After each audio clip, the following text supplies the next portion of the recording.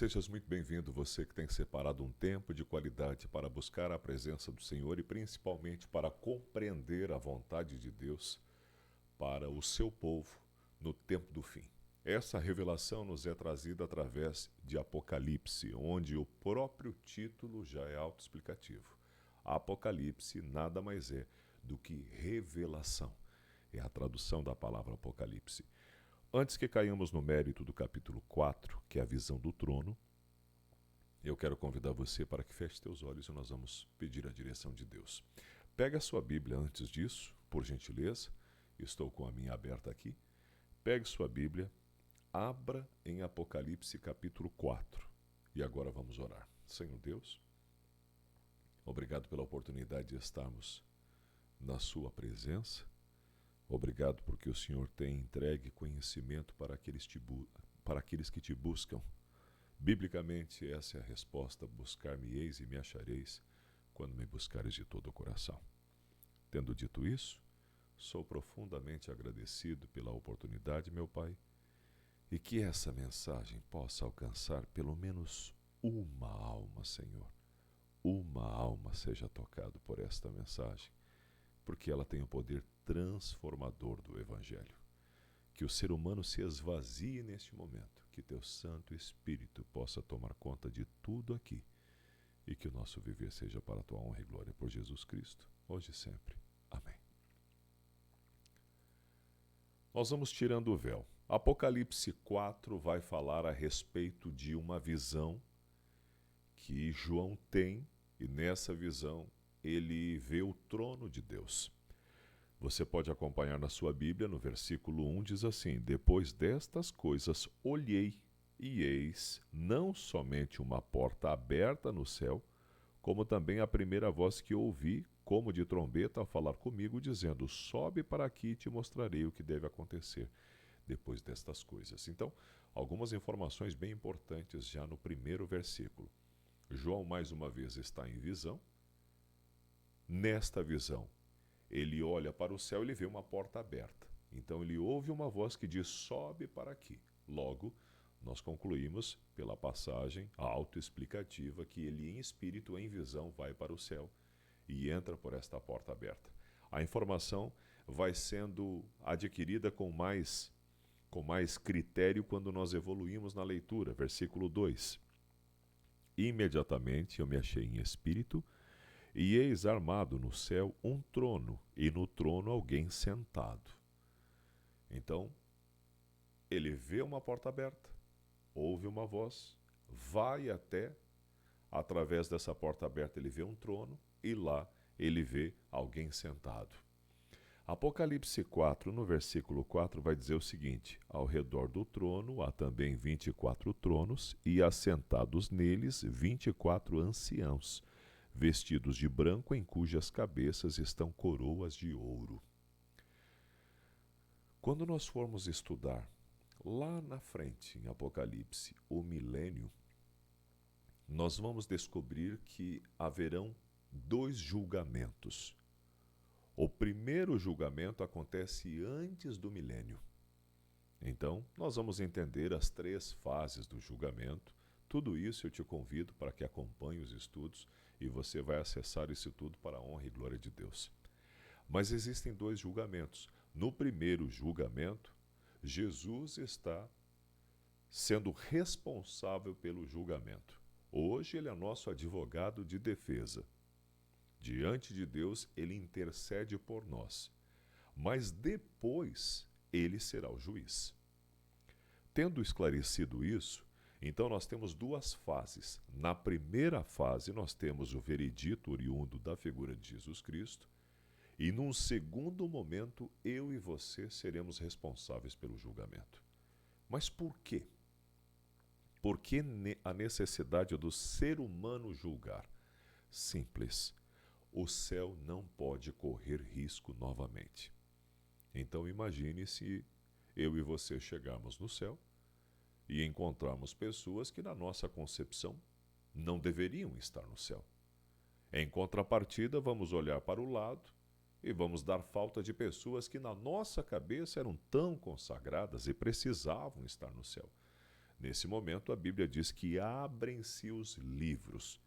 Eu e você temos a companhia de anjos relatores que estão relatando o que acontece conosco, inclusive todas as tentativas do Espírito Santo em nos fazer voltar para o Evangelho, para o arrependimento, para o caminho que Deus idealizou para todos nós.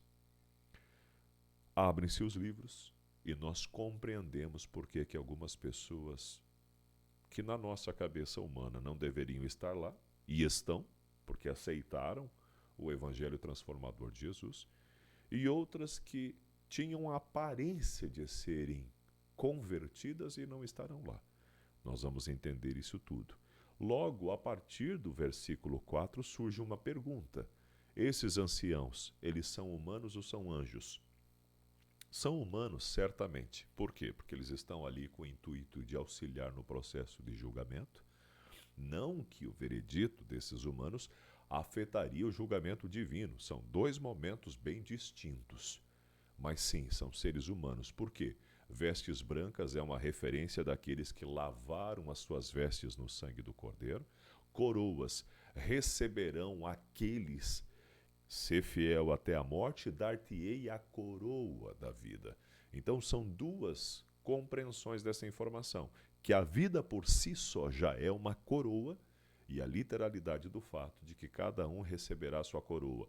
Como podemos afirmar isso? A própria Bíblia diz: cuide para que ninguém tire a sua coroa, para que ninguém fique com a coroa que te pertence. E o terceiro aspecto que Apocalipse nos traz: sentados em tronos. Eles estarão fazendo parte do processo de julgamento. Mas por que 24? Você sabe, nós já estudamos lá no capítulo 1, de que muito de Apocalipse não pode ser estudado, conferido na literalidade. É muita simbologia. Quando fala de uma mulher, nós estamos falando da igreja. Quando fala de muitas águas, estamos falando de um aspecto de muitas pessoas. Quando nós estamos falando de um livro selado, significa que era um livro que estava impedido de se acessar ao conhecimento que ele representa. Abriram-se os selos, abriu-se a compreensão para aquele assunto. Número 24, existe uma simbologia também. No Velho Testamento, no Antigo Testamento, nós temos as tribos de Israel. Eram 12. No Novo Testamento, nós temos os discípulos de Jesus, 12. Quando nós pegamos esse universo e fazemos a soma, nós chegamos ao número simbólico de 24. E Apocalipse vai dizer que estes, por sua vez, deixa eu encontrar aqui a passagem, 4:4, vestidos de vestes brancas, tinham sobre suas cabeças coroas de ouro, e aí vem uma pergunta: qual é a função deles? Eles estão ali como testemunhas de Jesus. Mas por quê? Testemunhas de que Jesus agiu corretamente aqui. Amigos, toda essa questão começou no céu quando Lúcifer colocou em xeque o caráter de Deus. Desde então, toda essa luta cósmica é condicionado ao fato de Deus estar vindo mostrar que seu caráter é irrepreensível. Muitos, vez ou outra, se perguntam por que Deus simplesmente não estalou os dedos e dizimou Lúcifer e toda a corja que foi influenciada por ele. Simples. Se Deus tivesse feito isso, o universo pensaria que Satanás estava certo. O universo só foi compreender que os planos de Lúcifer eram devastadores depois que Jesus morreu na cruz. Até ali, os mundos não caídos estavam, talvez, acompanhando o desfecho das coisas.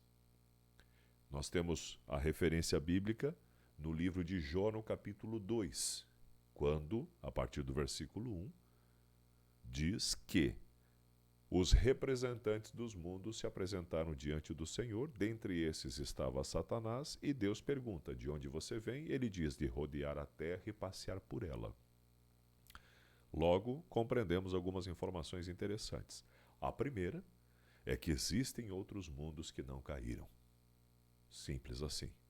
A segunda, só se apresentava nesta convenção os representantes dos mundos. Quem foi para representar esse mundo? Satanás, o usurpador. O representante deste mundo originalmente era Adão. Satanás usurpa pelo engano e Jesus Cristo, ao morrer na cruz, recupera este direito do usurpador. Então, hoje, nós podemos concluir que existe, obviamente, uma oportunidade para nós, para mim, para você, condicionado ao sacrifício de Jesus Cristo na cruz. Então, estas testemunhas estão ali para provar para o universo inteiro que, de fato, Jesus está agindo corretamente.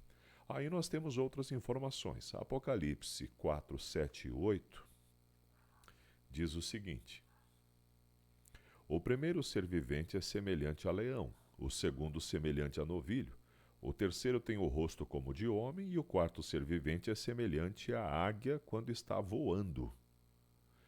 E os 4 seres viventes, tendo cada um deles respectivamente 6 asas, estão cheios de olhos ao redor e por dentro, não têm descanso nem de dia nem de noite, proclamando: Santo, Santo, Santo é o Senhor Deus, o Todo-Poderoso, aquele que era, que é e que há de vir.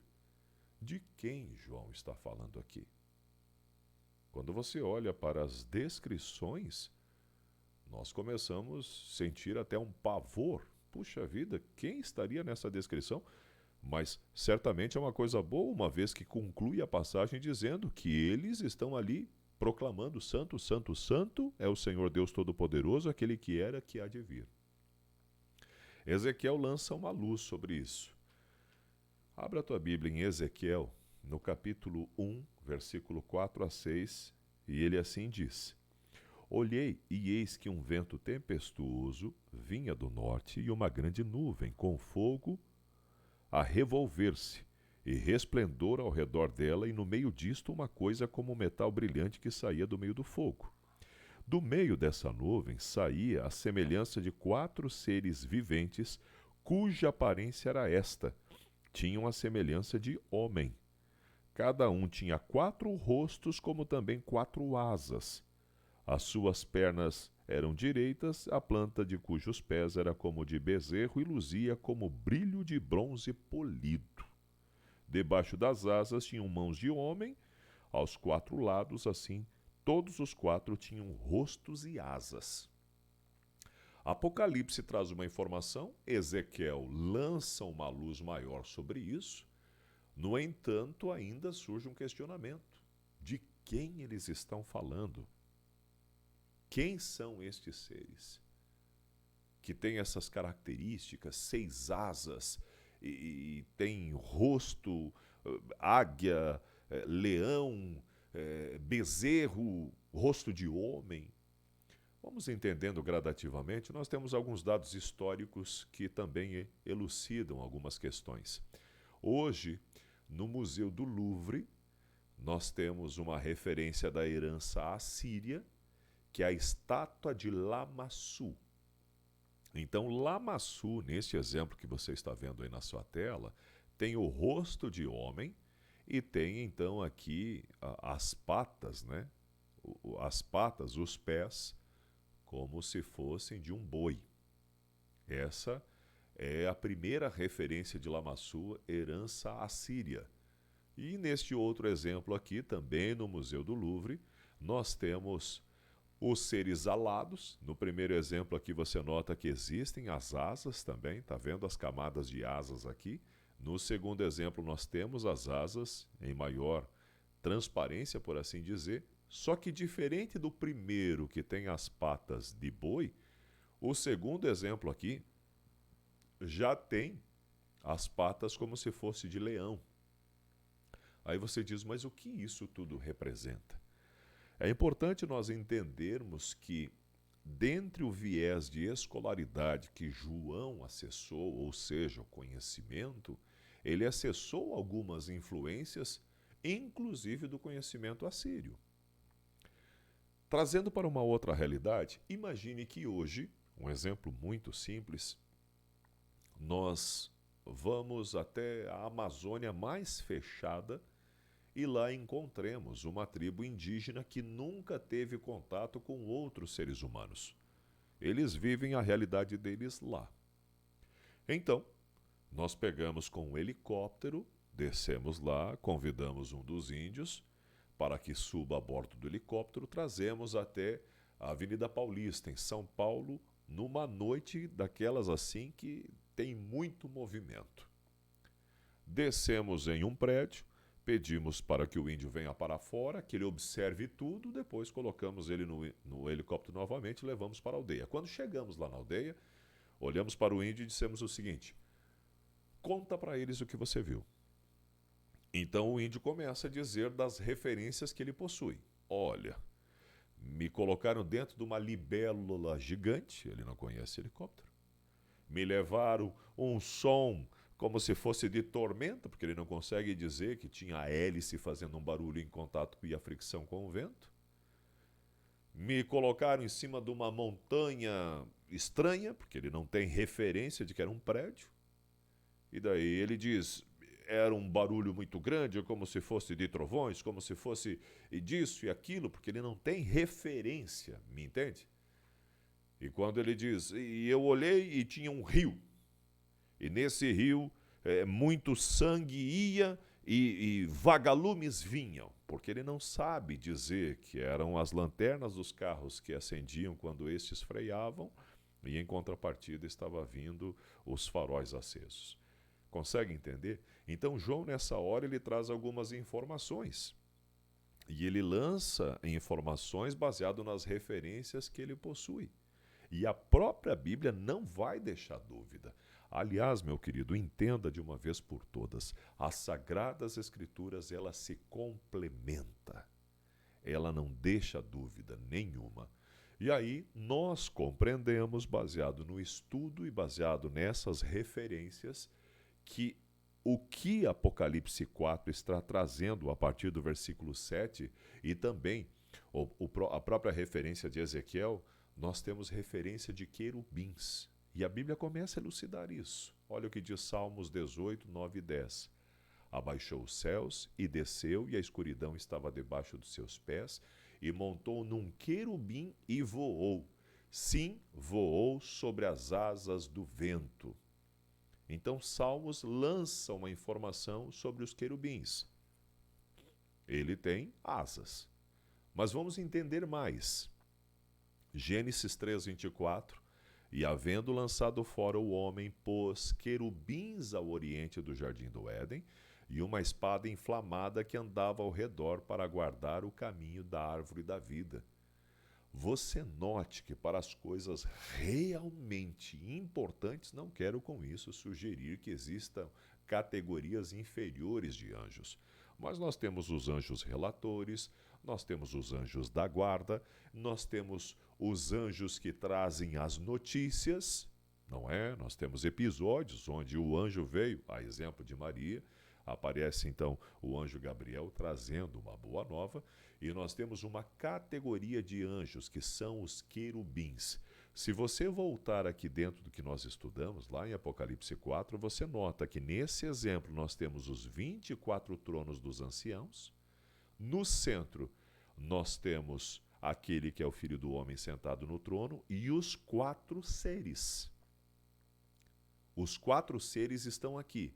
Aqui à frente nós vamos entendendo as competências dos querubins e por que podemos afirmar que esses 4 seres são os querubins, baseado na função que eles possuem. Por que esses 4 seres estão literalmente do lado do trono? É como se estivessem protegendo o trono. Por que os 24 anciãos estão num segundo plano mais afastado? Vamos entender. Uma outra referência está em Ezequiel 1:22. E sobre as cabeças dos seres viventes havia uma semelhança de firmamento com aparência de cristal terrível, estendido por cima sobre suas cabeças. Tá, mas as cabeças de quem? Ezequiel 10:1 responde: Depois olhei, e eis que no firmamento que estava por cima da cabeça dos querubins, apareceu sobre eles uma como pedra de safira, semelhante à forma de um trono. Então, acima da cabeça dos querubins, aparece o formato de um trono. Por que que os querubins estão à frente do trono? Vamos entendendo. Lúcifer, Ezequiel 28, versículo 14. Lúcifer, o que é? Tradução livre, anjo de luz. Lúcifer. Quando ele se corrompe, ele se torna lá Satanás, o enganador. Ou dragão, a antiga serpente, enfim, é este. Olha só o que diz Ezequiel 28, 14. Deus escolheu e ungiu um anjo como querubim guardião, com cargo de destaque entre as criaturas celestes. Lúcifer, meus caros amigos, ele foi ungido como querubim. E o querubim, ele tem uma função, ele é guardião. Mas aí vem a pergunta, guardião do quê? O querubim é chamado cobridor. Ezequiel 28:16 lança uma luz sobre isso e diz: Por causa da amplitude das tuas contratações, foste cheio de iniquidades e pecaste. Por isso eu te lançarei como profano para fora do monte de Deus. Eu te destruo, ó querubim cobridor do meio das pedras de fogo. Aqui Ezequiel está falando a sentença de Deus para Satanás. Por causa das amplitudes das suas, acredito que a palavra seja contrafações. Foste cheio de iniquidade, pecaste. Eu vou te lançar como profano, para fora do monte de Deus. Você era um querubim cobridor, olha a responsabilidade que tu tinhas. Mas o que era um querubim cobridor, amigos? Aqui na imagem que você está vendo na sua tela, você vê a figura do sumo sacerdote, aqui exemplificado a figura de Jesus. Nós temos a Arca da Aliança e os dois querubins. Salvo este exemplo que eu trouxe para você, originalmente falando, nós tínhamos esses dois querubins no local santíssimo. Continue acompanhando os estudos aqui conosco. Você vai entender isso tudo. O tabernáculo. Nós temos o ministério que explica o tabernáculo, o lugar santo, o lugar santíssimo, qual a relação do tabernáculo terrestre com o tabernáculo celeste. Acompanhe os estudos gradativamente no teu tempo. Separa um tempo de qualidade uma vez por semana. Separa um tempo com a tua Bíblia para nós estudarmos juntos estas informações importantes. Mas qual era a questão? Imagine que aqui nesse exemplo Jesus não está, apenas os querubins. Estes querubins, as asas quase se tocavam, mas não tocavam. E aqui no meio dessas asas tinha uma luz muito brilhante. Tanto é que o pedido que Deus faz é: construa um tabernáculo para quê? Para que Deus possa habitar no meio do seu povo. O objetivo de Deus era habitar no meio do povo. O povo israelita. Tendo dito isso, essa luz que estava aqui no meio chamava-se Shekinah, que nada mais era do que a presença de Deus. Então, quando a Bíblia está falando da função do anjo cobridor, ela está falando especificamente da proteção para a luz que representa Deus. Salmo 104, 2-4 diz assim: Ele se cobre de luz como de uma veste, estende os céus como uma cortina, põe nas águas as vigas das suas câmaras, faz das nuvens o seu carro, anda sobre as asas do vento, faz dos seus anjos espíritos, dos seus ministros um fogo abrasador. Quem tem essas prerrogativas? Deus. É o único que se cobre de luz como de uma veste, estende os céus como cortina e assim por diante. Qual era a função do anjo cobridor, amigos? O anjo cobridor precisava cobrir a glória de Deus. Quando Apocalipse 4, quando Ezequiel está fazendo referência desses quatro seres, ele está fazendo a referência de quatro querubins. A glória de Deus era tão intensa que precisa que seja coberta. Lembra quando o profeta disse para Deus: eu gostaria de ver a sua face? E a referência dá conta de que Moisés jamais pôde ver a face de Deus por um simples motivo. Nenhum homem poderia ver e continuar vivo.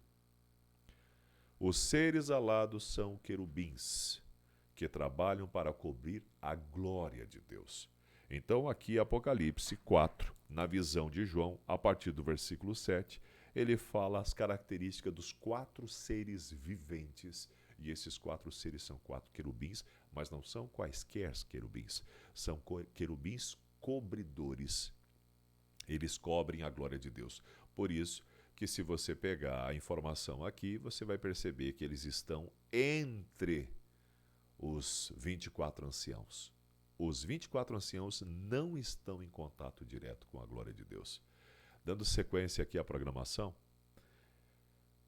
Isaías 6, 1 a 3 diz o seguinte: no ano em que morreu o rei Uzias, eu vi também ao Senhor assentado sobre um alto e sublime trono, e a cauda do seu manto enchia o templo. Serafins estavam por cima dele, cada um tinha 6 asas, com 2 cobriam seus rostos, com 2 cobriam seus pés, e com 2 voavam. E clamavam uns aos outros, dizendo: Santo, Santo, Santo é o Senhor dos Exércitos, toda a terra está cheia da sua glória. Note que agora entra uma outra categoria de anjo, que são os serafins. Mas percebeu que o serafim, ele é diferente do querubim? O serafim, ele já tem uma prerrogativa que cobriam o seu rosto e com 2 asas cobriam seus pés. Por que eles cobrem o rosto, amigos? Em tremenda reverência diante de Deus. Reverência. E agora me ocorre aquela ideia de que muitas vezes a gente está na casa de Deus e é uma balbúrdia, né? Olha a reverência que os anjos, esta outra categoria, os serafins, têm. 6 asas também, 2 voam, 2 cobrem os pés, 2 cobrem o rosto, em atitude de reverência diante da glória de Deus. Algo simplesmente extraordinário, elucidado por Isaías, profeta Isaías. Qual é a referência? Apocalipse 4, versículo 5. Você está com a Bíblia aberta? Leia. Do trono saem relâmpagos, vozes e trovões, e diante do trono ardem 7 tochas de fogo, que são os 7 Espíritos de Deus. Então, note mais uma vez a referência do poder tremendo e a referência do Espírito de Deus, quando ali atrás nós já lemos que aquele que tem o poder para fazer das nuvens a cortina, para se vestir de luz, faz também dos seus anjos espíritos. Que coisa extraordinária. Êxodo 19:16 diz assim: ao amanhecer do 3º dia, houve trovões e raios, uma densa nuvem cobriu o monte, uma trombeta ressoou fortemente e todos no acampamento tremeram de medo. Mais uma vez, fazendo referência ao poder de Deus, saíram relâmpagos, trovões, raios. A própria Bíblia, se você se der ao trabalho de ler ali Êxodo, a partir do capítulo 19, você vai ver que quando Moisés retorna do Monte Sinai, o seu rosto brilhava.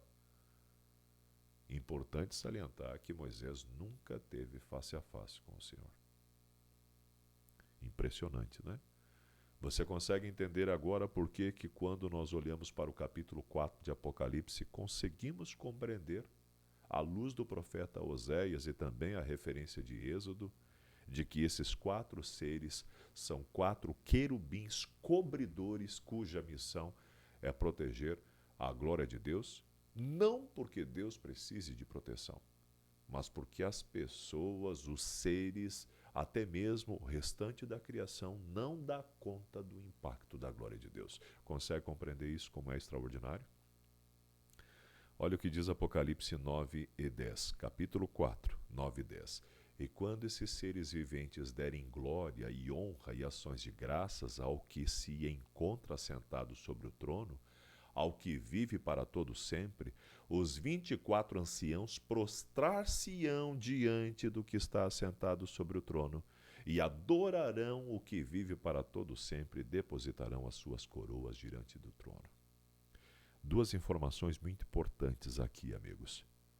Percebeu que essa construção literária está trazendo um projetivo?